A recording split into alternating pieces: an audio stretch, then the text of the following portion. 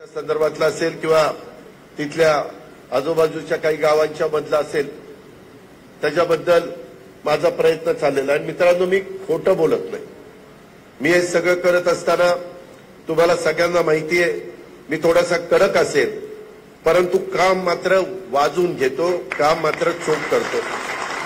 त्याच्यामध्ये अनेकांना आपण वेगवेगळ्या ठिकाणी संधी दिली, अनेकांनी त्या संधीचं सोनं केलं। मला कार्यकर्त्यांना आणि पदाधिकाऱ्यांना हे पण सांगायचं आहे या मेळाव्याचं लक्षामध्ये घेऊन की बाबांनो, हा सगळा बूथ मध्ये काम करणारा कार्यकर्ता आपला कणा आहे आणि त्याच्यामुळं कधी कधी एखाद्या गावामध्ये आम्हाला तक्रार येते की दादा तुमच्या आजूबाजूला बसणारे आम्हाला मदत करत नाही, वेगवेगळ्या पद्धतीनं। ठीक आहे, प्रत्येकाचं जे काही वागणं बोलणं चालणं असतं ते सगळ्याला आवडेलच असा माझा दावा अजिबात नाही। मी देखील जशा पद्धतीनं काम करतोय त्याच्यावर सगळ्यांचा समाधानी असतील असा मी मानणारा कार्यकर्ता नाही, पण जेवढं समाधान आपल्या लोकांना देता येईल तेवढं त्या ठिकाणी द्यायचं। आणि हे सगळं करत असताना त्याच्यातून अनेक आत्ताच्या काळामध्ये प्रश्न निर्माण झाले। इथं ज्ञानेश्वर कौले आणि बाकीचे कायम जिरायत भागातले शौकत आणि बाकीचे इतर भरत वगैरे मला मगाशी पाहायला मिळाले।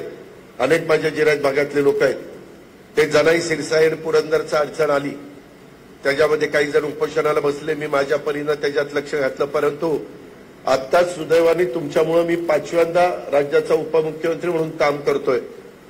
एकनाथराव शिंदे आणि देवेंद्र फडणवीस आणि वरिष्ठांनी मला अर्थ आणि नियोजन खात्याची जबाबदारी दिलेली असल्यामुळे त्याच्यातून महाराष्ट्राचं भलं करत असताना आपल्याही तालुक्याला मदत व्हावी। मग आपले कोल्हापूर टाईमचे बंधारे नाझऱ्यापासून आपल्या गुंदवडीपर्यंत असतील, डोडलेवाडीपर्यंत असतील किंवा सोनगाव पर्यंत असतील किंवा इकडं निरा नदीच्या वरचे बंधारे असतील, वेगवेगळ्या प्रकारचे बदल होत आहेत। काही काही ठिकाणी बंधाऱ्याचं बॅरेजमध्ये रूपांतर होतंय, जसं आपण सोमनथळीला केलं आणि उद्दटला केलं। आजच सकाळी घाडगेवाडीचं सरपंच आले होते की दादा आमच्या गावामध्ये त्या बंधाऱ्याला म्हणावाचं पाणी नाही, तिथं काहीतरी व्यवस्था करा। दुष्काळी परिस्थिती, आपला तालुका दुष्काळामध्ये मोडतोय। दुष्काळ जाहीर केलेला आहे, 40 तालुके महाराष्ट्रातले दुष्काळ जाहीर केलेले 300 तालुक्यापैकी त्याच्यातला आपला तालुका आहे। तरी आहे ते पाणी जनाईचं, शिरसाईचं, पुरंदरचं, नीरा डाव्या कालव्याचं कसं देता येईल, त्याच्यातून नदीचे पण बंधाऱ्याला बऱ्याच पाण्याची कमतरता होती ती कशी भरून काढता येईल, अशा अनेक गोष्टी अनेकदा केशवरावांचे, पुरुषोत्तमदादांचे, प्रशांतचे फोन येत असतात। मी जरी सतत बारामतीमध्ये येत नसलो तरी देखील आपले कारखाने कसे चाललेत, काय अडचण आहे, वेगवेगळ्या प्रकारचे प्रश्न असतात, लोक अपेक्षा वेगळ्या असतात। दूध संघ असेल, खरेदी विक्री संघ असेल, मार्केट कमिटी असेल किंवा बारामती बँक असेल, आता बारामती नगरपालिका जिल्हा परिषद पंचायत समिती नाहीये, तिथं पण लवकर निवडणुका व्हाव्यात, परंतु सुप्रीम कोर्टात मॅटर असल्यामुळं तिथला अजून जोपर्यंत निकाल लागत नाही तोपर्यंत आपल्याला निवडणुका घेता येत नाही। त्याच्यावर कार्यकर्त्यांची थोडीशी एक नाराजी आहे की बाबा आम्हाला संधी कशी मिळणार, त्यांच्यामध्ये अस्वस्थता आहे, नाराजी म्हणण्यापेक्षा अस्वस्थता आहे आणि त्याच्यातून तो काम करण्याचा प्रयत्न करतोय। त्यालाही पुढे यायचंय, महिलेलाही पुढे यायचंय। ह्या सगळ्या गोष्टी होत असताना मी मगाशी सांगितलं त्या पद्धतीनं आम्ही सगळ्यांनी पत्र दिलं, आम्ही सगळ्यांनी भेटलो, आम्ही सगळे तास 2 तास घरी गेलो, तरी सांगितलं वरिष्ठांनी आता करू करू करू, परंतु काही होईना। शेवटी 2 जुलैला आम्ही सगळ्यांनी तो निर्णय घेतला। त्या निर्णयामध्ये अनेक जण होते, परंतु नंतर काही थोडेसे मागे थांबले। तुम्ही बघा 60-62 आम्ही आमदार सगळे मिळून आहोत, जवळपास 54-64 65 एक आमदार आम्ही आहोत। त्याच्यातले जवळपास 50-52 आमदार एका बाजूला आणि 13-14 आमदार एका बाजूला। तेही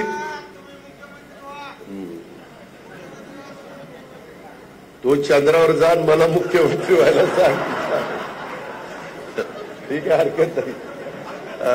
मित्रांनो, होय बाबा, होय होय, त्याच्यामध्ये माझं एवढंच म्हणणं आहे की हे सगळं करत असताना आम्ही शेवटी जसा वरिष्ठांनी पक्ष स्थापन केला त्याच्यामध्ये संगमाजी होते, तारिक अनवर होते, पदमसिंह पाटील होते, विजयदादा होते, मधुकरराव पिचड होते, आपले भुजबळ साहेब होते, ते तर त्यावेळेस पक्षाचे अध्यक्ष राज्याचे होते. सगळ्यांनी प्रयत्न केला, आपण पण सगळ्यांनी जीवाचं रान केलं. घड्याळ सर्व दूरपर्यंत गेल्या 25 वर्षामध्ये पोहोचवलं, झेंडा पोहोचवला, आपल्या पक्षाची भूमिका पोहोचवली. शेतकऱ्यांचे प्रश्न ज्या वेळेस तडफेने मांडायला पाहिजे होते तेच मांडण्याचा आपण प्रयत्न त्या बाबतीमध्ये केला. दुधाचा व्यवसाय अडचणीत आला, त्यांना 5 रुपये डायरेक्ट डीबीटीवर देण्याचा निर्णय आपण घेतला. कांदा उत्पादक अडचणीत आला, त्यांना 350 रुपये द्यायचा निर्णय घेतला. 1 रुपयामध्ये पीक कर्जाचं उतरांचं बाकी सगळे हजारो कोटी रुपये राज्य सरकार आणि केंद्र सरकारने घालायचा निर्णय घेतला. जसं मोदी साहेबांनी 6000 रुपये वर्षाला शेतकऱ्याला द्यायचं ठरवलं, आपण 6000 भर घातली, 12000 रुपये आता वर्षाला शेतकऱ्याला त्या ठिकाणी मिळत आहेत. महिलांना एसटी मध्ये अर्धी सवलत देण्याचा निर्णय घेतला. आता मुलींच्या बद्दल तुम्हाला आश्चर्य वाटेल, आता ठराविक घटकातल्या मुलींना ग्रॅज्युएटचं शिक्षण पूर्ण करण्याच्या करता सरकारी खर्चातनं मदत व्हायची. मात्र काही असा समाज आहे की तो सर्वसाधारणमध्ये मोडत असला तरी त्यांच्यामध्ये पण गरिबी आहे, आणि त्या गरिबाच्या पोटी जन्माला आलेलं मुलगी जर असेल आणि तिला 12वीच्या नंतर आई वडिलांना तिला मेडिकलला, इंजिनिअरिंगला, सीएला कुठं तिला जायचंय तिथं जाईल, तिथं जर तिला पैसे नसतील तर आता राज्य सरकारने निर्णय घेतलेला इथून पुढे महाराष्ट्रातल्या 8 लाखापर्यंत उत्पन्न वार्षिक 8 लाखापर्यंत उत्पन्न असणाऱ्या आतमध्ये 8 लाखाच्या आत त्या सगळ्या मुलींना शिक्षण मोफत राज्य सरकारने केलेलं आहे. महिलांनो, 1000 कोटीच्या पेक्षा जास्त खर्च येणार आहे, पण आमची मुलगी शिकली पाहिजे. तिचा दोष नाही, तिनं कुणाच्या पोटी जन्माला यावं. शेवटी गरिबाच्या पोटी जन्माला आलेली असली तर तिच्या बुद्धिमत्तेला, तिच्या गुणवत्तेला आपण मान दिला पाहिजे, सन्मान दिला पाहिजे. अशा प्रकारचा क्रांतिकारी निर्णय आपण त्या ठिकाणी घेतलाय.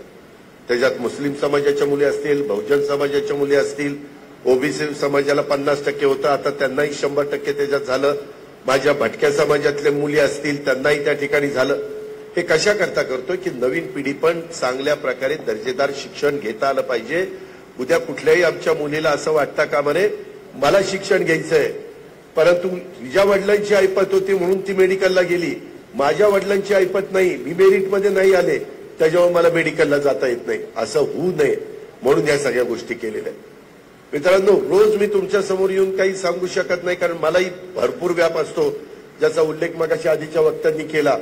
मला आवड आहे कामाची. मी सकाळपासून उठून लवकर कामाला लागतो, लोकांना वेळ देतो, कामं बघतो, मेळावे घेतो, वेगवेगळ्या भेटीगाठी करतो, सुखदुःखामध्ये त्यांच्या कसं आपल्याला समरस होता येईल ते त्या ठिकाणी करतो.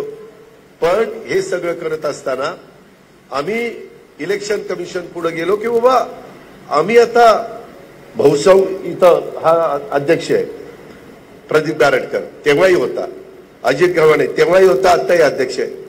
बहुतेक महाराष्ट्रातले अध्यक्ष हे आपल्या बरोबर आले, कारण त्यांनाही समजत होतं की बाबा हे करतायत हे पक्षाच्या भल्याचं करतायत, नवीन पिढीच्या करता करतायत, कामाच्या करता करतायत. आमची बदनामी केली की म्हणले यांच्या इन्क्वायऱ्या चालल्या, त्या इन्क्वायऱ्या थांबवाव्यात म्हणून यांनी असं केलं.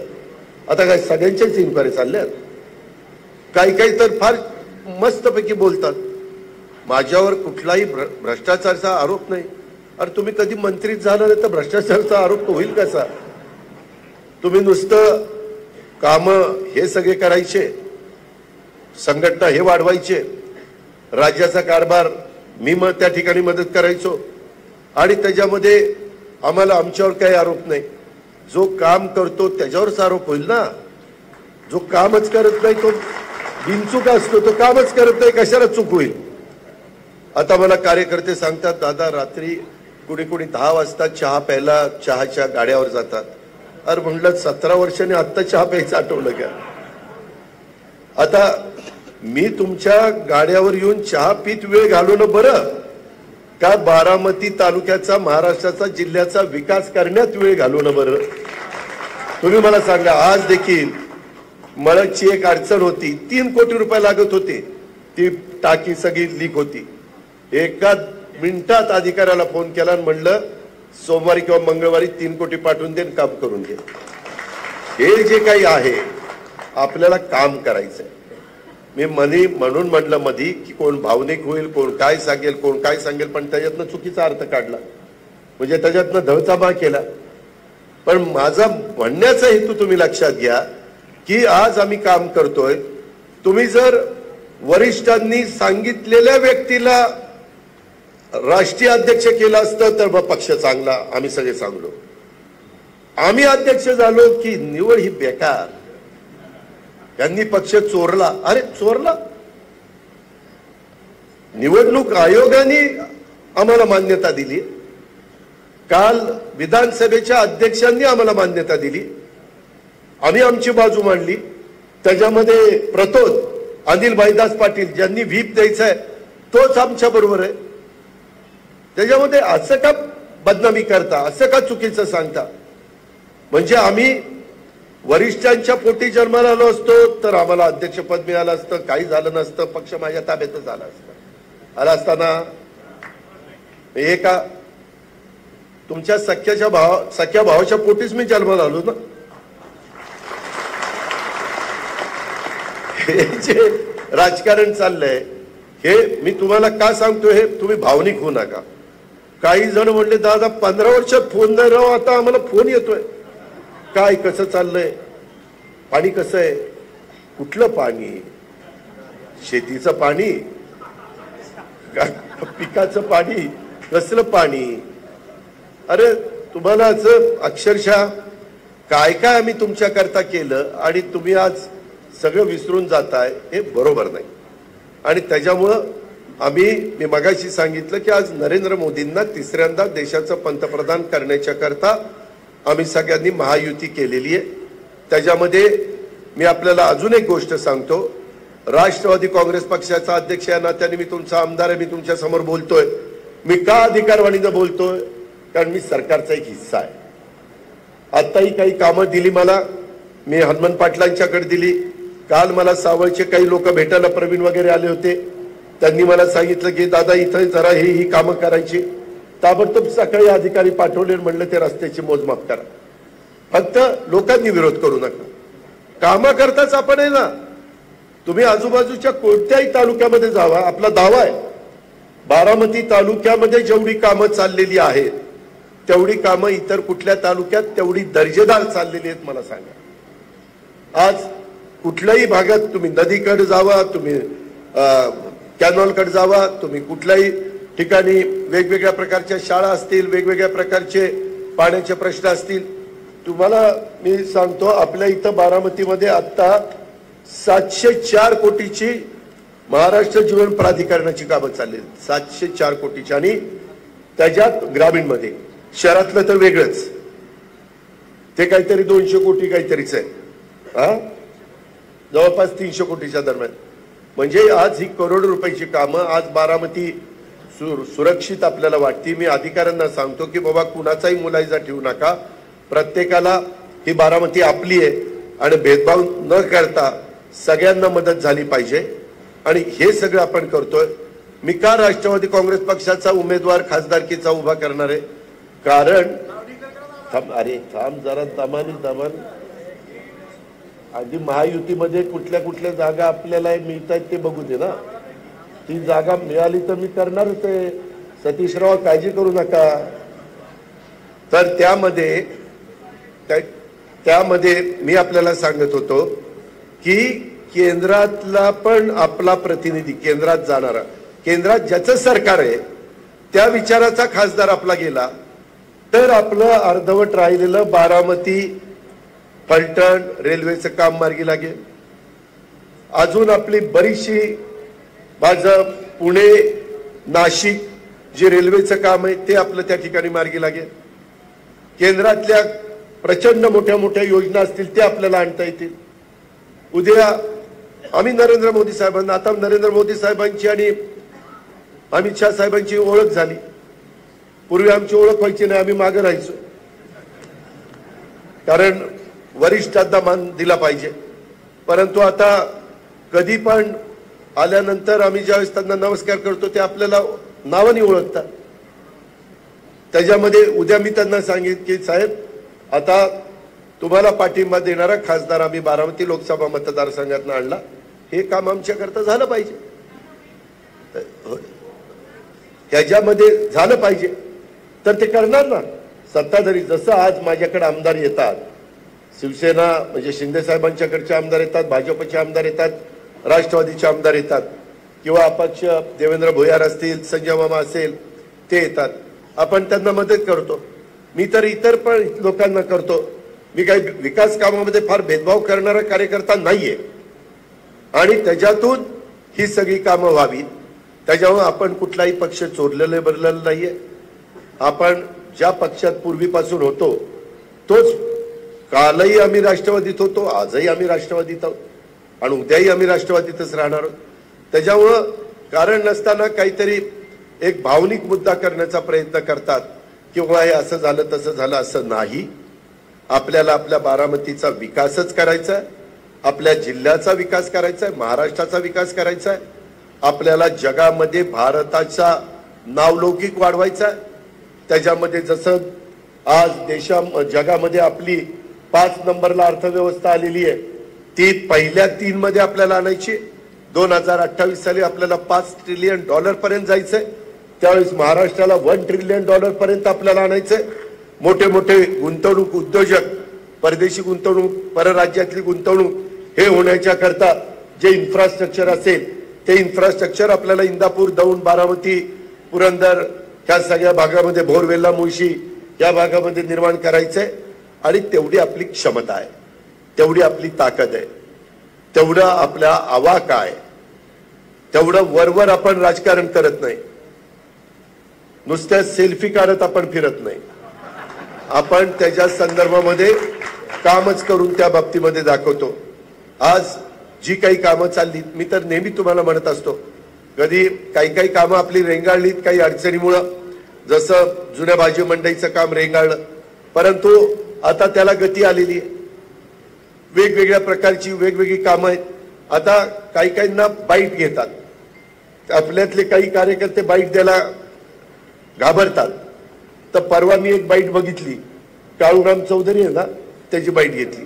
आता काळूराम चौधरीचे हयात मला विरोध करण्यातच गेली की नाही. त्यानं सांगितलं अजित पवारच्या बरोबर कॉन्ट्रॅक्टर असतात, मलई खाणारे असतात. आता ही काही मलई खाणारी आहेत, ही माझी नाही आहेत. आणि मी सकाळी तिथं जाताना ज्या साईटवर जाईल, उद्या आता हे झगड्यांचं कार्यालय, उद्याच्याला हे कार्यालयाचं बांधकाम जो कॉन्ट्रॅक्टर करणार, मी अधिकाऱ्यांना सांगणार ना त्याला हजर ठेवा तिथं. नाही तर मी अधिकाऱ्यांना बोलून काय उपयोग आहे. त्यांनी पण ऐकलं पाहिजे अजित पवारांचं काय म्हणणं आहे. जे काही कॅनॉलचे काम बघताना जो कॉन्ट्रॅक्टर आहे तो तिथं पाहिजे. काही जण म्हणतात अजित पवारला कॉन्ट्रॅक्टर लागतात. अरे काम करून घ्यायला कॉन्ट्रॅक्टर लागतात, दुसऱ्या कुठल्या गोष्टीला कॉन्ट्रॅक्टर लागत नाही. दुसऱ्या गोष्टीला कॉन्ट्रॅक्टर ज्याला लागतात ते डायरेक्ट कॉन्ट्रॅक्टरला घरी बोलवतात आणि फिक्सिंग करून टाकतात. मी तर लोकांच्या समोर त्या कॉन्ट्रॅक्टरला देतो आणि काम करून घेतो. मी आज देखील रिमांड होमच्या इथं, तुम्ही अधिकाऱ्यांना विचारा, ते काम माझं खराब मला दिसलं, मी म्हटलं अजिबात नाही, मी अधिकाऱ्याचं ऐकणार नाही आणि कॉन्ट्रॅक्टरचं ऐकणार नाही, ह्याला काय यादीमध्ये टाकेन. आपण काम झालं पाहिजे. उद्या तुम्हालाही फिरत असताना, पाहत असताना एक आवडलं पाहिजे की खरंच काम हे केलेलं आहे, जीव ओतून काम केलंय, ती आपली भूमिका आहे. याही गोष्टीचा विचार आपण सर्व सहकारी मित्रांनी केला पाहिजे. आणि माझं तुम्हाला सांगणं आहे की मनात कोणताही संभ्रम हा अजिबात तुमच्या ठिकाणी राहता कामा नये. त्यामध्ये अजून पण काहींना नाही ही एकच होतील राव, हे आपल्यालाच बनवतायत का काय कुणाला माहिती, तसं काही नाही. आता क्लिअर आम्ही सांगून पण ऐकलं जात नाही. मी बारामतीकरांना दुसरं एक सांगतो, आता घरातले वरिष्ठ ते एकमेव आहेत, दुसरे आमचे आहेत परंतु ते पुण्यात असतात. त्याच्यामुळं मी आणि माझा परिवार सोडला तर कदाचित बाकीचे सगळे माझ्या विरोधामध्ये प्रचार करतील. एक मिनिट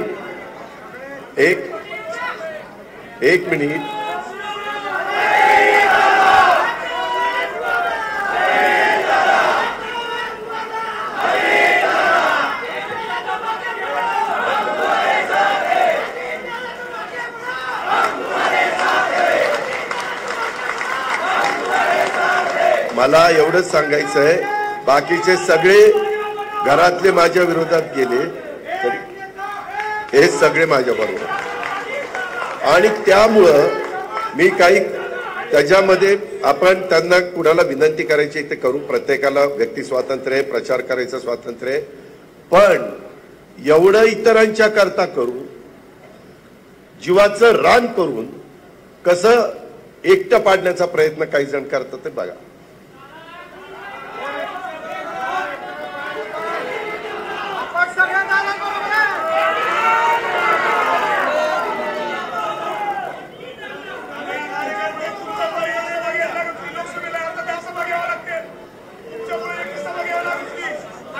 आता अरे थांब ना बाबा, आता मला सांगायचंय की अवघ्या काही दिवसात मित्रांनो, अवघ्या काही दिवसामध्ये लोकसभेची निवडणूक जाहीर होईल. माझा अंदाज आहे साधारण मार्चच्या पहिल्या आठवड्यामध्ये ती निवड म्हणजे आचारसंहिता लागू डिक्लेअर केली जाईल. मी 2 मार्चला पुणे विभागाचा नमो रोजगार मेळावा हा 5 जिल्ह्याचा बारामतीमध्ये ठेवलेला आहे. तर सकाळी 9 ते संध्याकाळपर्यंत तो मेळावा चालणार आहे. त्याच्यामध्ये अनेक वेगवेगळ्या कंपन्या, त्या कंपन्यामध्ये आपल्या मुलांना मुलींना पश्चिम महाराष्ट्रातल्या कसं तिथं काम मिळेल हा आपला तिथं प्रयत्न आहे. आणि त्याच्यात माझ्या तालुक्यांनी कुठं मागं राहू नये, इंदापूर तालुक्यांनी कुठं मागं राहू नये, दौंड तालुक्यांनी कुठं मागं राहू नये, फलटण असेल तिकडं पुरंदर असेल, ह्या सगळ्यांनी त्याच्यामध्ये आम्ही अख्ख्या महाराष्ट्रात 6 ठिकाणी तशा प्रकारचे विभागीय मेळावे घेतोय. मी उशीर होतोय म्हणून मी 2 तारखेला आपल्या इथं तो घेतलेला आहे आणि त्याला 5-5 कोटी रुपये राज्य सरकारने बजेटमध्ये तरतूद केलेली आहे.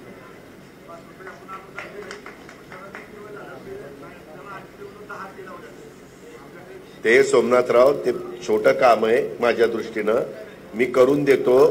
तुमचे टाकलेल्या निर्मळ जे दूध घातलेलं आहे त्याचे 5 रुपयाप्रमाणे शेतकऱ्याला पैसे मिळतील, हा माझा शब्द आहे. त्याच्यामुळं आणि त्याचा आचारसंहितेचा संबंध नाही, कारण आचारसंहिता सुरू व्हायच्या आधी ते डिक्लेअर केलेलं आहे, तरतूद केलेली आहे. त्याच्यावर तसं काही काळजी करू नका. एक अरे थांबा रे बाबा, मला एक सांगायचं आहे.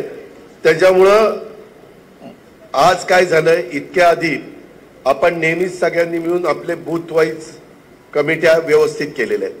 तो डाटा सगळा राष्ट्रवादीच्या ऑफिसमध्ये होता. आता त्या डाटाचे नंबर घेऊन सगळ्यांना तुम्हाला संपर्क साधले जात आहे आपल्या विरोधी पक्षाच्याकडनं. आणि त्यामध्ये माझी तुम्हाला विनंती आहे, मला इतकं काम आहे, महाराष्ट्राचं आहे, पुणे जिल्ह्याचा पालकमंत्री म्हणून आहे, बारामतीचा आहे, मला काही रोज तुम्हाला फोन करता येणार नाही. काहींना आता दिसायला लागलंय की बाबा हे काही साधं सुद्धा काम नाहीये. काही वेळेस काही जण सांगतील की बाबा वर आम्हाला द्या, खालची निवडणूक येईल त्यावेळेस त्यांना द्या. मी मागेही व्यापाऱ्यांच्या मेळाव्यात सांगितलं, वर पण मी आज देश पातळीवर राष्ट्रवादी काँग्रेस पक्ष चालवतोय. उद्याच्याला मला जर माझ्या विचाराच्या उमेदवाराला काही डाग लागला तर राज्याच्या राजकारणात देखील माझी किंमत कमी होईल, देशाच्या राजकारणात देखील माझी किंमत कमी होईल. अरे मी सांगतो रे. त्यामुळं बूथ मध्ये काम करणाऱ्यांनी, सगळ्या महिला सदस्य, पुरुष सदस्य, युवक सदस्य, सगळ्यांना माझी विनंती आहे, जे आपल्या संस्थांचे पदाधिकारी आहेत त्यांनी पण त्या ठिकाणी बाहेर पडलं पाहिजे. त्यांचे पाहुणे रावळे काय असतील त्यांना भेटून समजावून सांगून आपल्याला उद्याच्या काळामध्ये देशात एनडीएचं सरकार आणायचं आणि त्या सरकारच्या माध्यमातून आपल्या लोकसभा मतदारसंघाचा, आपल्या महाराष्ट्राचा हा विकास करून घ्यायचा आहे, कायापालट करून घ्यायचा आहे. त्याकरता नुसता माणूस व्यक्ती निवडून देऊन काम न करता नुसतं पार्लमेंटमध्ये भाषण केल्यावर प्रश्न सुटत नाही. पार्लमेंटमध्ये भाषण करून मी आता जर इथं न येता मी मुंबईमध्ये बसून भाषण करून उत्तम संसदपटू म्हणून किताब मिळवला असता आणि इथं काम बघितलीच नसती तर काम झाली असती. आज सकाळी पण मी जातो त्यावेळेस मला अनेक आया बहिणी त्या ठिकाणी शुभेच्छा देत असतात, पुरुष मंडळी शुभेच्छा देत असतात. त्यांच्या काही तक्रारी असतील तर त्याही मी ऐकून घेत असतो. आजच काहींनी काही तक्रार केली तर मी लगेच अधिकाऱ्यांना सांगितलं की त्यांच्या तक्रारीमध्ये तथ्य ते करून टाका. आज माझ्या तांदूळवाडीची लोक आली होती, त्यांचा तिथं काहीतरी प्रॉब्लेम आला होता. तांदूळवाडीचीच होती ना, तिथं काही प्रॉब्लेम आला होता. त्याच्यात माझं नाव सांगितलं की दादांनी पत्र दिलं आणि त्याच्यावर इथं आता 2 रस्ते होणार आहेत. मी ते बघितलं, ते तिथल्या स्थानिकांच्यावर अन्यायकारक होतं. मी ताबडतोब सांगितले अजिबात करायचं नाही, कुणाला त्रास होईल अशा पद्धतीचं कुठलंही काम आपल्याला करायचं नाही. मित्रांनो, मी पुन्हा तुम्हाला दाव्याने सांगेन, तुमची साथ आहे, तुमची साथ आहे, तुमचा पाठिंबा आहे, तुमची एकजूट आहे. तोपर्यंत माझं काम अशाच तडफेने चालत राहील. तुम्ही त्याच्याबद्दल काळजीच करू नका.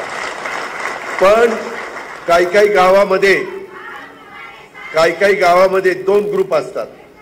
मी इतके दिवस 2 ग्रुप असले तरी ज्याचा सरपंच होईल त्याला मदत करायचो, त्याच्या विचाराचा ग्रामसेवक द्यायचो.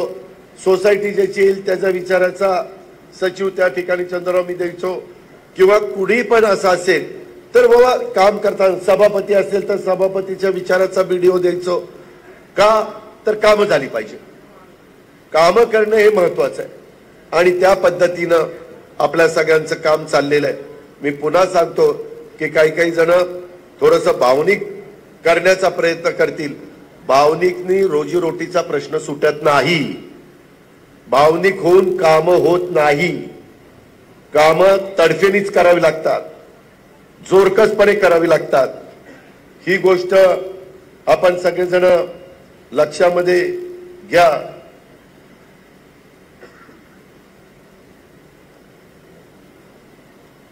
त्याच्यामध्ये अनेक ब्रिजेसचे पण कामं चाललीत, अनेक कामं चालली, तुम्ही सगळेजण बघताय. आणि उद्याच्याला वोटर अकाउंट झाल्यावर साधारण जुलैमध्ये मी बहुतेक बजेट मांडेन. त्यावेळेस पण बजेटमध्ये आपल्या जिल्ह्याला चांगल्या पद्धतीनं महाराष्ट्राला देत असताना इथंही निधी देण्याचं काम करीन, जिल्ह्यालाही तालुक्याला. मित्रांनो, डीपीसी तुम्हाला आश्चर्य वाटेल, तुम्ही मला पहिला आमदार केलं त्यावेळेस आपली डीपीसी होती 40 कोटीची. अख्ख्या जिल्ह्याचं बजेट होतं 40 कोटी. प्रदीप गारटकर, आताच्या काळामध्ये आमची डीपीसीचा आकडा गेलाय 1260 कोटी. 1260 कोटी. म्हणजे जिथं जिथं आपल्याला वेगवेगळ्या प्रकारची विकासाची कामं करण्याच्या करता निधी देता येईल ते निधी देण्याचं आता 25-15चं पण लवकरच मी करतोय. माझी एवढीच तुम्हाला विनंती, कामं दर्जेदार झाली पाहिजे. तुम्हालाही समाधान वाटलं पाहिजे की नाही हे काम आपण सरपंच असताना, आपण उपसरपंच असताना झालं, काम चांगलं झालंय. अशा पद्धतीनं तुमचा सगळ्यांचा प्रयत्न असला पाहिजे. मी मगाशी तुम्हाला सांगितलं की बूथचा मेळावा घेण्यामागचं कारण की ही निवडणूक आपल्यासाठी अत्यंत महत्वाची अशा प्रकारची निवडणूक आहे.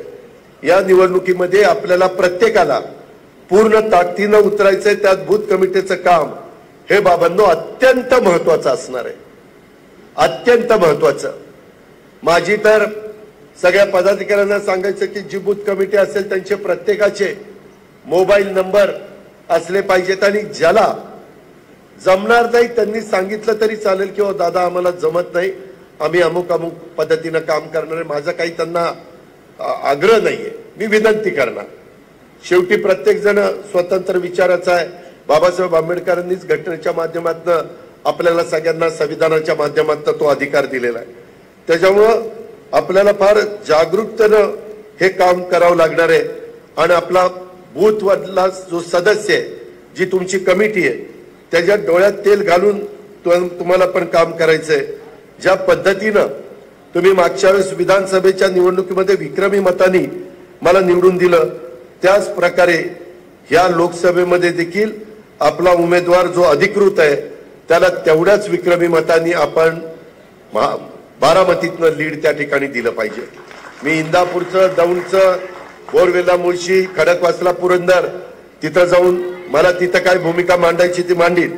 परंतु या बूथ कमिट्यामध्ये काम करणाऱ्या प्रत्येक पदाधिकाऱ्यांनी कार्यकर्त्यांनी आपली जबाबदारी यशस्वीपणे पार पाडायची आहे।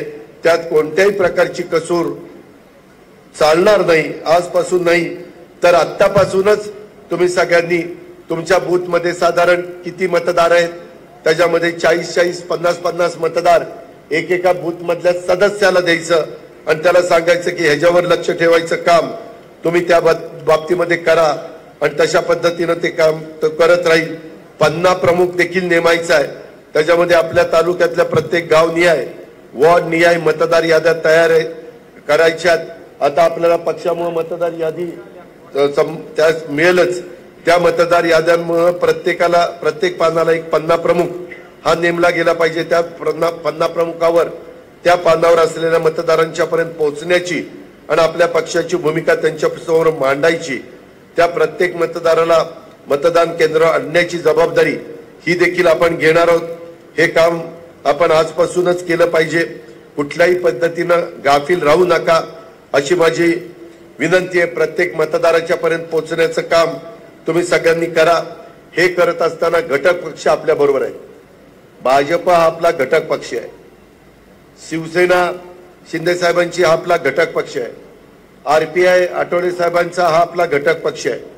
त्याच्यामुळं वेगवेगळ्या ठिकाणी अजून निवडणुकीपर्यंत जाहीर होईपर्यंत इतर पण काही राजकीय पक्ष एनडीए मध्ये आले तर त्याची माहिती मी तुम्हाला दिलच। पण ह्या सगळ्या घटक पक्षांना देखील आपल्याला विश्वासात घ्यायचं आहे। त्याच्यामध्ये कुठल्याही परिस्थितीत त्यांना आपल्याला काहीतरी वेगळी वागणूक दिली जाते अशा प्रकारची भावना तिथं होता कामा नये। जे बूथ प्रमुख आहेत जे 50 प्रमुख आहेत त्यांनी सर्वांनी आपापल्या घरातल्यांशी आणि आपल्या नातेवाईकांशी आपल्या मित्रमंडळींशी सुद्धा सतत बोलत राहिलं पाहिजे। त्यांच्यापर्यंत पक्षाची भूमिका आपला उमेदवार पोहोचवतो का काय ते पाहिलं पाहिजे। उमेदवार लोकसभेचा प्रत्येक ठिकाणी जाऊ शकत नाही। मी 91 साली तुमचा खासदारकीचा उमेदवार होतो त्यावेळेस मला 3-4 दिवस एकेका मतदारसंघात द्यावे लागलेले होते। ती पण दुर्दैवाने राजूजींचं दुःखद निधन झाल्यामुळं मला 1 महिना जास्त मिळाला, नाहीतर ते फार कमी दिवस मिळत असतात। त्याच्यावर कमीत कमी दिवसात आम्ही उमेदवाराच्या वतीने आलोय अशा प्रकारची भावना ही तुम्ही मतदाराला सांगितली पाहिजे। आणि तुम्ही बेलाशक सांगा की माग जे खासदार निवडून गेलेले आहेत आतापर्यंत 3-4 वेळेला त्यापेक्षा यावेळेसचा निवडून जाणारा खासदार हा तुमची विकासाची कामं जास्त करेल। हा अजित पवारचा शब्द आहे। मला हा अजित पवारचा शब्द आहे। माझा शब्दाचा वापर करा, कारण उद्याच्याला ते म्हणतील आता कसं पहिल्यांदाच ते निवडून जात आहेत मग कसं त्यांना म्हणावं ते जरी पहिल्यांदा निवडून जात असले तरी बाकीचे आजूबाजूचे त्यांची लोक 6-6, 7-7 वेळाला निवडून गेलेली आहेत। त्याच्यामुळे काही काळजी करू नका अशा पद्धतीनं बेलाशक सांगा। कुणी त्याच्यामध्ये आणखीन काही वेगळं विचारण्याचा प्रयत्न केला, काही जण सोशल मीडियावर पण वेगळी त्याच्यामध्ये हे टाकतात, पोस्ट टाकतात आणि तशा प्रकारची पोस्ट आली पण आपले पण लोक जरा भावनिक होतात। तसं होऊन देऊ नका। आपल्यामध्ये राष्ट्रवादी काँग्रेस पक्ष हा केवळ एक पक्ष नाहीये तर तो एक विचार आहे। महाराष्ट्राच्या समृद्धीचा, देशाच्या परिवर्तनाचा, महत्वाचं म्हणजे तुमच्या आमच्या सर्वांच्या अभिमानाचा आणि स्वाभिमानाचा विचार करणारा पक्ष आहे। घड्याळ तेच वेळ नवी हे मात्र आपण कदापि विसरता कामा नये। त्याच्यामुळं हे सगळ्या गोष्ट आपण मतदारांच्या पर्यंत पोहोचवली पाहिजे आणि आपण अनेक कामं म्हणजे इतकी कामं केलेली आहेत ते सहज तुम्हाला ओझरती सांगतो, ते डिटेलमध्ये सांगत बसत नाही। रस्त्यांची कामं मोठ्या प्रमाणावर चाललीत, पालखी मार्गाचं काम आपलं मोठ्या प्रमाणावर चाललेलं आहे। त्याच्यामध्ये पोलीस विभागाची सुप्याला माळेगावला पोलीस ठाण्यांच्या इमारती कशा आपण बांधल्यात, तिथं तारा टॉकीज मध्ये 200 पोलिसांची राहण्याची व्यवस्था कशी आपण केलेली आहे। ट्रॅफिकचा पण एक व्यवस्था नीट होण्याच्या करता तिथंही आपण 350 कॅमेरे बसवण्याचं काम आता सीसीटीव्ही कॅमेरे हातामध्ये घेणार आहोत। बाबूजी नाईक वाड्याचं सुशोभीकरणाचं काम आपलं अंतिम टप्प्यामध्ये, करा नदीचं सुशोभीकरणाचं काम 60% झालेलं आहे, 40% आता मेढेपर्यंत असं चाललेलं आहे. नीरा डाव्या कालव्याचं सुशोभीकरण केलेलं आहे. 3 हत्ती चौकात सिटी सेंटर हा डेव्हलप करायचं काम आपलं चाललेलं आहे. कनेरीला वन उद्यान आणि शिवसृष्टी ह्याचंही काम आपलं चाललेलं आहे. बारामतीच्या नवीन बस स्थानकाचा मगाशीच तुम्ही उल्लेख केला. बारामती फलटण रेल्वे मार्गाला पण जवळपास आम्ही 1100 कोटी रुपये भूसंपादनाच्या करता दिलेले आहेत. म्हणजे संत तुकाराम महाराज पालखी मार्ग आणि बारामती फलटण रेल्वे मार्ग ह्याचं काम चालू असताना भूसंपादनाला 1100 कोटी. मित्रांनो, या 1100 कोटीला इन्कम टॅक्स नाही, हे फार महत्वाचं आहे. त्याच्यावर ते पैसे अतिशय चांगल्या पद्धतीनं आपण गुंतवा, तुमच्या पुढच्या पिढीच्या करता देखील ठेवा. शासकीय मेडिकल कॉलेजच्या बद्दल काल का परवाच कॅबिनेट होती. मी तुमच्या करता एक नर्सिंग पण कॉलेज मंजूर केलंय. म्हणजे नर्सेस तयार करण्याचं, नर्सेस शिकवण्याचं. म्हणजे आपल्याकडे होतच, परंतु अजून एक, कारण नर्सेसची संख्या आता मोठ्या प्रमाणावर डिमांड होतीये, तेही काम आपण केलेलं आहे. त्याच्यामध्ये आयुर्वेदिक कॉलेजचं काम मोठं चालू आहे. मला वाटतं आयुर्वेदिक कॉलेज केशवराव तुमच्याकडे भरते, बाळासाहेब असतानाच त्यांनी तिकडची जागा दिलेली आहे. त्याही पद्धतीचं काम चाललेलं आहे. जिरायत भागाचा पाणी प्रश्न सोडवण्याच्या करता देखील हे सगळे जिरायत भागातलं शिष्टमंडळ आलं होतं आणि त्यांनी बघितली की मी मीटिंग कशी केली. अक्षरशः तिथल्या तिथं एक एक गोष्टी, हे असं, हे काम तुमचं, हे अशा पद्धतीनं इतक्या झटपट आपण निर्णय घेतले. त्याच्यामध्ये आता इथनं पुढं आपण जनाई शिरसाईचं सोलर पॅनलच पुरुषोत्तम दादा आता बसवतोय. त्याच्यावर ते बसवल्यावर मग मी मात्र सोमेश्वरला विनंती करणार आहे की आता लाईट बिल नाहीये, तर त्याचं नियोजन काय होतं, पाटबंधारे खात्याला नियोजन माणसं कमी असल्यामुळे नीट करता येत नाही. तर आपली यंत्रणा आहे, तुमच्याही कार्यक्षेत्रामध्ये पुरंदर आहे, तुमच्याही कार्यक्षेत्रामध्ये आमच्या पुरंदर उपसा सिंचन योजनेचं सगळं कार्यक्षेत्र आहे. त्यामुळं तिथं आपण तशा पद्धतीनं करू. आणि मग मी केशवराव वगैरेंशी बोलून जनाईचं आणि सिरसाईचं काय करायचं ते त्या ठिकाणी ठरवीन. समजा जनाईची जबाबदारी किंवा माळेगाव कारखान्याने घेतली, लाईट बिल नाही, फक्त नियोजन, पाणी वगैरे व्यवस्थित ते करायचं, तर मग वीर धवलला सांगून दौंड कारखान्याला आपण शिरसाईची व्यवस्था करायला सांगू. म्हणजे मागं काय झालं, मी कबूल केलं होतं, जिरायत भागामध्ये काही जिरायत भागातल्या लोकांना आठवत असेल, पण लाईट बिलच एवढं आल्यावर ते जरा थोडेसे म्हणले की दादा हे आम्हाला जरा भुर्दंड आहे. मग माझ्याही लक्षात आलं, खरं तर ह्या लोकांनी मागणी करायच्या आधीच मी ठरवलेलं होतं की यंदाच्या वर्षी आपण काही ट्रायल बेसवर उपसा सिंचन योजना ह्या सोलर पॅनलवर त्या ठिकाणी घ्यायच्या, सोलर एनर्जीवर घ्यायच्या, आणि त्या पद्धतीनं आपण करतोय. आणि पुढे ते झालं तर तुम्हालाही थोडं बहुत ऊसाचं क्षेत्र वाढेल आणि ह्यांचंही भलं होईल. ह्याही पद्धतीचं ऐका, ह्याच्यामध्ये हा जिंती आणि कोराळेखुर्दचा पूल, हा मला बारामतीमध्ये पुलांची संख्या वाढल्यामुळं तो फलटणच्या हद्दीमध्ये म्हणजे सातारा अधीक्षक अभियंत्याच्या अंडर रामराजेने आम्ही टाकलेला आहे. तर मी त्यांना सांगितलं की आता सगळ्यांचं ऐकत न बघता भौगोलिक दृष्ट्या, नीट ऐकाय, भौगोलिक दृष्ट्या जे योग्य असेल, म्हणजे जिंतीवरून इकडं आपल्याकडे येताना तो सरळ पण असं वेडावाकडा पण झाला नाही पाहिजे, अशा पद्धतीनं त्यांना करायला सांगितलं. मी अधीक्षक अभियंता पण इथं होते, त्यांनी पण तिकडच्या अधीक्षक अभियंत्याशी बोलले आणि सुदैवाने चीफ इंजिनियर दोन्हीचा एकच आहे, अतुल चव्हाण आपला आणि तिकडचा. मी अतुलला पण सांगितलं की अतुल, ह्याच्यामध्ये दोन ग्रुप इथं करा करतायत, ते ह्याच्यातच आपला वेळ चाललेला आहे. आणि तिथं तर आपल्या फलटण बारामतीकरांना अतिशय, जसं लाट्याचा पूल आपण चांगला केला तशा पद्धतीने ह्याही पुलाची गरज आहे. तर हे मी सांगितलेलं आहे. इतर पण आज आत्ता खूप निवेदन आली, त्याच्यातल्या काही निवेदनांचं मी निपटारा केलेला आहे, जे इथल्या इथं होण्यासारखी आहेत ती, आणि काहीचं मात्र मी मुंबईला किंवा पुण्याला त्या बाबतीमध्ये घेऊन जातोय.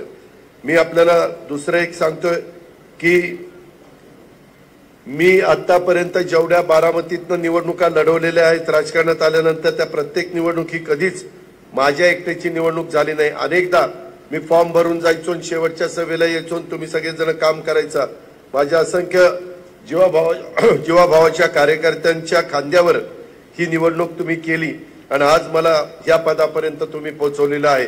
त्यामुळे आज मी जो काही आहे तो तुम्हा सर्व जीवाभावाच्या कार्यकर्त्यांच्यामुळे आहे आणि त्याच्यामुळं तुम्ही काम केलंय त्या कामामुळं मी आज उपमुख्यमंत्री पदापर्यंत पोहोचलेलो आहे आणि राज्यात सर्वाधिक मताधिक्याने निवडून आलोय. उद्या मलाही सभागृहामध्ये जाताना अक्षरशः माझे आता कॉलरच नाहीये पण कॉलर एकदम ताठ आपली असते की बाबा माझा बारामतीकर माझ्या पाठीशी किती मजबूतीने उभा आहे माझी. आणि त्याच्यामुळे ही निवडणूक कधी माझी एकट्याची झाली नाही, ती कार्यकर्त्यांनी स्वतःची केली आणि जीव तोडून काम केलं. त्याच पद्धतीनं आपल्याला याही वेळेस काम करायचंय आणि मला जाणीव आहे तुम्ही मला कुठेही अंतर त्या ठिकाणी देणार नाही. त्याच्यामध्ये उमेदवार कोण असेल हे लवकरच तुम्हाला काही दिवसात कळेल, परंतु जो कोणी उमेदवार असेल तो उमेदवार म्हणजे मी व्यापारी मेळाव्यात पण सांगितलं तो उमेदवार हा अजित पवारच उमेदवार समजून तुम्ही त्या ठिकाणी प्रत्येकाने ते काम केलं पाहिजे. कारण मला आता संपूर्ण राज्यात फिरावं लागणार आहे. मी वेळ देईन परंतु आपल्या ज्या जागा आहेत तिथेही मला वेळ द्यावा लागणार आहे. ज्या जागा महायुतीच्या मध्ये राष्ट्रवादी काँग्रेस पक्षाला वाटून येतील आणि त्याच्यामुळं माझे तिकडेही दौरे चालतील. आता मी उद्या रायगडला आहे, परवा नव्या मुंबईत आहे, 13 शिवनेरीला आहे, त्याच्यानंतर 20 तारखेला एक दिवसाचं अधिवेशन या आरक्षणाच्या संदर्भामध्ये कायदा करण्याच्या करता आपण बोलवलेलं आहे. ते 20 तारखेला आहे. तो कायदा त्याच्यामध्ये केला जाईल आणि बरेच दिवसाच्या मागे पहिल्यांदा दिलं होतं ते टिकलं नाही, दुसऱ्यांदा दिलं टिकलं नाही म्हणून ते मागास आयोगाने कालच अहवाल नाही आज सकाळी मला मुख्यमंत्र्यांचा फोन आला होता पण मी म्हणलं आज आता मी मेळावा वगैरे घेतलेला आहे. पुन्हा बातम्या वेगळ्याच चालतात, दादा निघून गेले, दादा नॉट रिचेबल. तर म्हणलं साहेब नुसता तो अहवाल तुम्हाला ते सादर करणार आहेत मागास आयोग, तर तेवढा तुम्ही घ्या आणि नंतर आम्ही आल्यानंतर आपण चर्चा करून बाकीचे जे काही कुठल्याही समाजाला नाराज न करता आपल्याला सगळ्यांना घेऊन पुढे जायचंय आणि त्या पद्धतीनं आपण सगळेजण करतोय. मी या निमित्तानं स्पष्टपणे तुम्हाला सांगू इच्छितो की निवडणुका हा विषय आपल्याला तसा बघितलं तर नवा नाहीये. अनेक लोकसभा विधानसभेच्या निवडणुका आपण लढवलेल्या आहेत. आपलं बारामतीचं निवडणुकीचं मॉडेल हे तसं बघितलं तर राज्यभर वेगवेगळ्या पद्धतीनं इतर लोक अवलंबतात. प्रत्येक मतदारांच्या पर्यंत आजपासून 3 वेळेला आपण त्या ठिकाणी पोहोचायचा प्रयत्न केला पाहिजे. म्हणजे आजपासून ज्यावेळेस तुम्हाला याद्या मिळतील मी आपल्याला हेही सांगतो की हे काम करत असताना कुठल्याही समाजाला मग मागासवर्गीय समाज असेल, आदिवासी समाज असेल, आमचा अल्पसंख्याक समाज असेल, हे कुणालाही तिथं असं बाबा आम्हाला इथं भीती वाटते, आम्हाला इथं कुणी वाली नाही, आम्ही एकटं पडलेलो आहे अशा प्रकारे कुणालाही वाटणार नाही. याबद्दलची काळजी राष्ट्रवादी काँग्रेस पक्ष घेईल. त्याच्यामध्ये कुणी टार्गेट करण्याचा प्रयत्न केला तर मी अजिबात ते खपून घेणार नाही. किती मला टोकाची भूमिका घ्यावी लागली तरी चालेल. हे पण मला सर्वांना या निमित्तानं सांगायचंय. माझी तुम्हाला दुसरी एक विनंती आहे, मतदारांशी संवाद साधताना अतिशय नम्रपणे संवाद साधा, त्यांचं म्हणणं ऐकून घ्या, त्यांच्या अडचणी नोंदून घ्या. अडचणी नोंदून घेतल्यानंतर निवडणूक संपल्यानंतर पुन्हा मला सांगितलं की मी त्या अर्थसंकल्पामध्ये त्या बऱ्याचशा गोष्टी ज्या महत्वाच्या असतील ते घेण्याचं काम मी करीनच आणि त्या अडचणीतनं निश्चितपणे मार्ग काढण्याचा आटोकाट प्रयत्न आपणच राष्ट्रवादी काँग्रेस पक्ष करणार आहे. कोण्याही कार्यकर्त्यांनी मेहरबानी करा परंतु मतदारांशी अरेरावी किंवा उद्धट भाषेत बोलायचं नाही याची काळजी घ्या. आपल्याला बेरीज करायची आहे. आज आपण वेगवेगळ्या सहकारी मित्रांना पक्षप्रवेश देऊन त्यामध्ये आपली बेरीज केलेली आहे. त्याच्यामध्ये मला त्या सगळ्या कार्यकर्त्यांना सांगायचंय की बाबा आज जे प्रवीण आठवळे आणि बाकीचे सगळे सहकारी आलेत ते आल्यामुळं आपलं जुन्यांचं का होईल, जुन्यांनी पण काळजी करू नका. जुन्यांनाही सांभाळतो, नव्याला पण सांभाळतो. त्याच्यामुळं आता हे आल्यावर आले का मग आमचं कसं व्हायचं, मग आमची संधी पुढची गेली का. बरं इतके दिवस काय होतं, तुम्हाला दुसरा पर्याय नव्हता. आता पर्याय, इकडं काय झालं, जातो तिकडं जातो तिकडं, आता जायला जातो तिकडे जातो तिकडे, कुठं तिकडे गेला तर कामाला इकडेच यायचंय. कामाला माझ्याशिवाय कोणी नाही. तुम्हाला मी छाती ठोकपणे सांगतो, काम करणार तर मीच करणार, दुसरा कोणाचा घास नाही. कारण जर असतं तर 15-17 वर्षात दिसलं असतं काम. तर मित्रांनो, अतिशय नम्रपणे तो संवाद साधा, कुठेही अरेरावीची भाषा त्या ठिकाणी करू नका. आपले शहराध्यक्ष आणि इतर प्रमुख पदाधिकारी त्यांनी पण संपर्कामध्ये राहा. आणि जर यदा कदाचित आपल्या कार्यकर्त्याचं तिथं कुणाशी जमत नसलं तर त्या कार्यकर्त्यांनी तिथं जाऊ नये, दुसऱ्याला सांगावं बाबा हे जर माझं जरा जमत नाही तर माझ्याऐवजी तू तिथं जा, असं करा. नाहीतर पुन्हा जाऊन ते जखमेवर मीठ चोळायचं काम करू नका. म्हणजे तो देणार नाही असं काही होता कामा नये. हे पण मी तुम्हाला सगळ्यांना सांगित. आज महत्वाची एक गोष्ट तुमच्याशी मला बोलायची की एकमेकातील मतभेद बाजूला ठेवून मी जसं आपल्या सगळ्यांच्या करता काम करत असतो, मला कल्पना आहे अनेक गटतटात आमचं, मला बरेच जण सांगतात दादा आमचं तुमच्याशी भांडण नाही, परंतु राव ती माळेगावची भरती झाली त्याच्यात आमच्या गावचं कोणीच घेतलं नाही. अरे घेतलं नाही, ती बोर्डाने घेतलं नाही, त्याच्यात माझा काय संबंध आहे. मी मार्ग काढतोय, मी केशवरावांशी बोललोय किंवा काही गावं राहिली ती मी मार्ग काढतो ना, तुम्ही माझ्यावर विश्वास ठेवा ना. पण कुठं काही ठिकाणी आमचा उसच जात नाही. थोडस यावेळेस केशवराव, पुरुषोत्तम दादा, प्रशांत ह्या सगळ्यांचे अंदाज चुकले. महाराष्ट्राचे सगळ्यांना वाटलं टनेज 9 ते 10 टनांनी कमी होईल. दिलीपराव टनेज प्रत्येकाचं 9-10 टनांनी वाढलं. ते वाढल्यामुळं पहिल्यांदा जे काही वाटलं ते झालं नाही. परंतु मी नंतर पुरुषोत्तम दादाला फोन करून सांगितलं आता गेटकेन पूर्ण बंद करा. कारण माळेगावला तर गेटकेन घेतल्याशिवाय भावच निघत नाही. भाव 3411 पाहिजे आणि गेटकेन पण घ्यायचा नाही. काही प्रमाणात गेटकेन घेऊ, जास्त प्रमाणामध्ये सभासद घेऊ, असं करून मार्ग काढू. कारण आता खोडवे तर इतके झटपट तुटणार आहेत, म्हणजे रानं उठणार आहेत.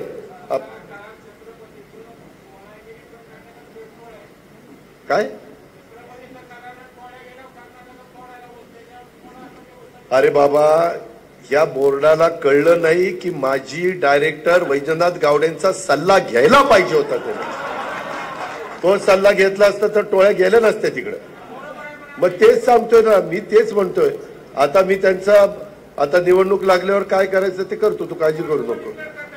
कुठलं ही महायुतीमध्ये जागा वाटप झाल्यावर कार्यालय तयार ठेवतो फक्त, बाकी काय करू नको. त्याच्यामध्ये या पद्धतीनं आपण पुढे जाण्याचा प्रयत्न करू. विरोधी उमेदवार कोणी असला तरी एकाही माझ्या कार्यकर्त्यांनी पातळी सोडायची नाही. कुठेही वेडवाकडं बोलायचं नाही. पातळी सोडून भाषण करायची नाही. कोणी उमेदवारांवर वैयक्तिक स्वरूपाची टीका करायच्या भानगडीत पडायचं नाही. निवडणुकीच्या निमित्तानं जी मंडळी भाषण करणार आहेत त्यांनी ही गोष्ट पक्की मनामध्ये ठेवली पाहिजे. आपल्या एखाद्या वाक्यानी, आपल्या एखाद्या शब्दानी आपला उमेदवाराला कसली अडचण निर्माण होणार नाही. नेहमीप्रमाणे आपण केलेला विकास आणि पुढील 5 वर्षाच्या करता करत असणारा विकास. एक मात्र सांगा की कुणी काही म्हणा, पुढच्या वेळेस एनडीएच भारतामध्ये येणार आहे. पंतप्रधान नरेंद्र मोदी साहेबच होणार आहेत, हे त्रिवार सत्य आहे. ज्या पद्धतीने श्रीरामाचं मंदिर झालं, इतर वेगवेगळ्या वंदे भारत झाली, विमानतळ झाली, नॅशनल हायवे झाले, पालखी मार्ग झाले, ह्या सगळ्या गोष्टी आज भारत सरकारच्या मुळे झालेल्या आहेत. आम्ही पाठपुरावा केला, परंतु शेवटी पैसा तर तिकडनं आला. आजपासून निवडणुकीचा निकाल लागेपर्यंत सर्व पदाधिकाऱ्यांनी त्या बाबतीमध्ये बारामती सोडून कुठं जायचं नाही. आणि मला पुन्हा माळेगाव कारखाना, सोमेश्वर कारखाना, छत्रपती कारखाना, दूध संघ बारामती, मार्केट कमिटी बारामती, खरेदी विक्री संघ बारामती, बारामती बँक, बारामती देखरेख संघ, माजी नगरसेवक, माजी नगरसेविका, माजी पदाधिकारी या सगळ्यांनी मिळून हे काम करायचंय. त्याच्यामध्ये हा करतोय, मला कुठं बोलवलंय, हे काही तुमच्या माझं घरचं लग्न नाही, हे आपलं प्रत्येकाचं काम आहे आणि त्यामुळं प्रत्येक कार्यकर्त्यांनी तिथं वेळ दिला पाहिजे। कुठली अडचण असेल मला तुम्ही सांगा, मी इथं नसताना हनुमान पाटलाला सांगा। हनुमान पाटील पूर्वी हे होते मामलेदार होते, आता प्रांत झालेत, म्हणजे डेप्युटी कलेक्टर, त्यांचं प्रमोशन झालंय, त्यांनाही बारामतीतल्या मग गोष्टी माहिती आहेत, मग ते माझ्या कानावर त्या ठिकाणी घालतील। परंतु परस्परातील मतभेदांची चर्चा, फोनवर गप्पा, एकमेकांच्या विषयी पारावर बसून लूज टॉक करणं, ह्या सगळ्या गोष्टी बंद झाल्या पाहिजे। काही म्हणतील दादा मी सहज गमतीनं बोललो, गंमत नको, लोकसभेचं मतदान होईपर्यंत नको गंमत शंमत सगळं बाजूला ठेव, नाहीतर दादा त्याचं काढायला मी असं बोललो, अरे त्याचं काढायचं मी बघील, तू कशाला काढतोय, हे नाहीतर फार पळवाटा असतात। नाही दादा मी असं का बोललो, त्याच्या मनात काय ती काढून घ्यायचा प्रयत्न केला, ती नक्की काय करणार आहे, ते नक्की काय करणार आहे ते आपण बघू। तुम्ही मात्र व्यवस्थितपणे काम करा असं मला या निमित्तानं तुम्हाला सगळ्यांना सांगायचंय। आणि एक मात्र गोष्ट महत्वाची आहे की निवडणुकीनंतर ज्या समित्या जेथे जेथे नियुक्ती करायची वेळ येईल त्यावेळेस बूथ वाईज कार्यकर्त्यांनी पण कशा पद्धतीनं काम केलंय, काय केलंय। आता मागं तरी थोडंसं मला वरिष्ठांच्या कानावर काही गोष्टी घालाव्या लागायच्या, आता आपणच वरिष्ठ, आता कोणाची काम, त्याच्यावर आपण घेतो निर्णय फायनल। त्याच्यामध्ये लोकशाही पद्धतीने मी सगळ्यांशी चर्चा करीन। आता काल पण राज्यसभेच्या जागा ठरवताना आम्ही सगळ्यांशी चर्चा केली। आज ती एक चांगली बातमी आहे, साईच्या साई जागा बिनविरोध निवडून आल्या, कारण ज्यांनी एक 7वा फॉर्म भरला होता त्याचा फॉर्मच बाद झाला, त्याच्यामुळं 6 जागा निवडून आल्या, 3 भाजपच्या, एक आपली, एक सेनेची आणि एक काँग्रेसची, अशा पद्धतीनं तिथलाही निकाल लागलेला आहे। त्याच्यामध्ये राज्यात कोणत्याही लोकप्रतिनिधीनं केली नसतील इतकी विकास कामं आपण आपल्या बारामतीमध्ये करण्याचा प्रयत्न केला। अर्थात सगळी कामं झाली हा माझा दावा नाही, राहिलेली पण कामं आपणच करणार आहोत। ही कामं केलेलीच खरी हीच आपली शक्ती आहे आणि त्यामुळं नकारात्मक बोलण्यापेक्षा आपण केलेली कामं हीच त्यांच्या समोर ठेवण्याचा प्रयत्न करा। मी आता पुरवणी मागण्याच्या निमित्तानं पण हे परवा जनाई सिरसाईचे पण पैसे वगैरे त्याच्यामध्ये टाकतोय, तिथंही मी काही लोकांना बसवलेलं आहे आणि तिथंही चांगल्या पद्धतीने मला मात्र हा पुरुषोत्तम दादा त्याच्यात तुमची एक मदत पाहिजे आणि केशवराव तुमची पण। हे जरा जनाई सिरसाईची कामं करताना मला काहींनी सांगितलं की मधी पुरंदरला सोमेश्वर कारखान्याचे काही इंजिनियर घेतले तर ते खूप चांगलं काम केलं। मला जिरायत भागातली पण लोक सांगत दादा ते इरिगेशन किंवा कॉन्ट्रॅक्ट कोणाला मिळतं त्याच्यापेक्षा ह्यांचं काम चांगलं आहे, तर तशा पद्धतीनं आपण जरा या दोन्ही ठिकाणी कामं।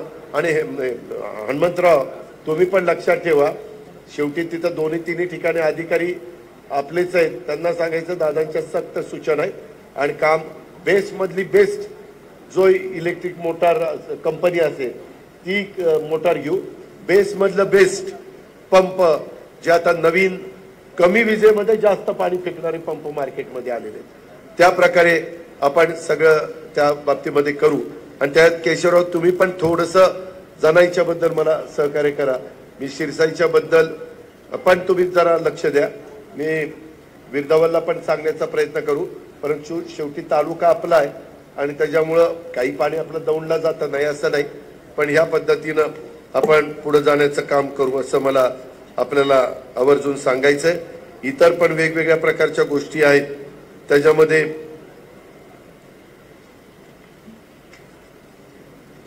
मी आता काही 4 लेनची पण कामं करतोय, काही ती पण कामं घ्यायला सांगितलेले आहेत।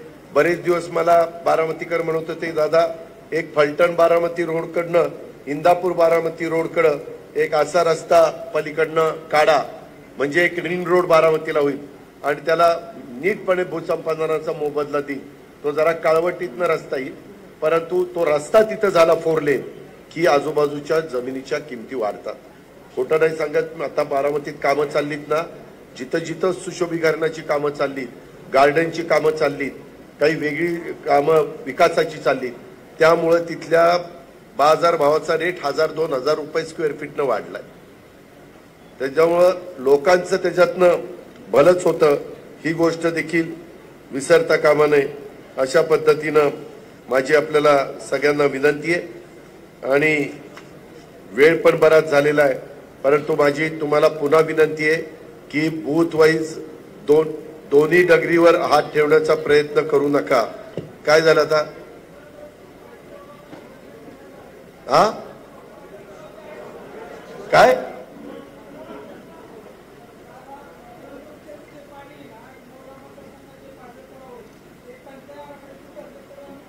हो चाललंय साहेब आपल्यामध्ये. त्या सगळ्या काय झालंय, वरसगाव, पानशेत, खडकवासला, टेमघर, पुण्यालाही पाणी कमी असल्यामुळं पावसाळा सुरू होईपर्यंत त्यांनाही पाणी ठेवायचंय आणि इकडेही पाणी द्यायचं, अशी जरा ओढाताण चाललेली आहे.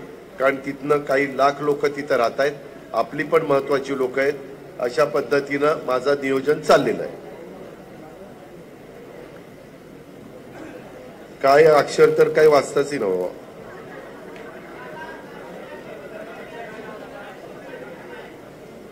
काय मग द्राक्षाचं केलं ना परवा मीटिंग घेऊन. काय आता मला तिकडे येऊन मागे येऊन भेट, मला ऐकायला येत नाही.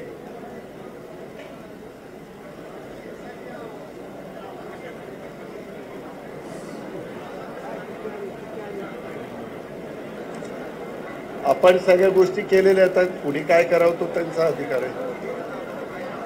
तर ह्या पद्धतीनं बूथ समित्यांनी आणि दुसरं बूथ कमिट्या करताना त्या मतदान केंद्रावर जो वेगवेगळा समाज आहे त्या सगळ्या समाजातला घटक मेंबर पाहिजे. थोडीशी संख्या वाढली तरी चालेल, त्याच्यात काही महिला घ्याव्या लागल्या तरी चालेल, काही महिला ऍक्टिव्ह आहेत तर त्याही त्याच्यामध्ये घ्या. 50 प्रमुख त्याच्याही बाबतीमध्ये या पद्धतीनं आपण करूया. माझी आपल्याला विनंती आहे की मधून अधून मी तुमच्याशी संपर्क साधण्याचा प्रयत्न करेन. कामं तर होतच राहतील, परंतु ही निवडणूक आपल्या दृष्टीने फार महत्वाची आहे. त्याच्यामध्ये कोणत्याही प्रकारे यश राष्ट्रवादी काँग्रेस पक्षाला मिळालं पाहिजे अशा प्रकारची विनंती करतो आणि आपण मोठ्या संख्येने इथं आल्याबद्दल आपलं मनापासून स्वागत करतो आणि आपली रजा घेतो. जय हिंद, जय महाराष्ट्र.